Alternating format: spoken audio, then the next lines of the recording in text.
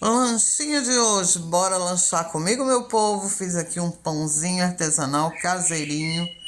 Fiz um simplesinho, também fiz esse, olha que delícia, com recheio de patê de frango. E fiz aqui um bolo São Benedito, receita muito antiga da minha mãe, gente. Bolo São Benedito é feito com queijo.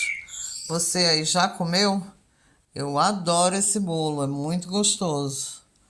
Olha aí, bora lanchar comigo? Esse lanchinho maravilhoso. Pão tá massinho, gente. Acabei de tirar do forno. Eu até prefiro fazer as coisas em casa do que comprar fora, gente. Eu sei o que eu estou comendo, né?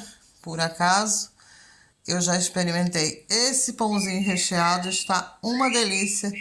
Então, bora lanchar comigo?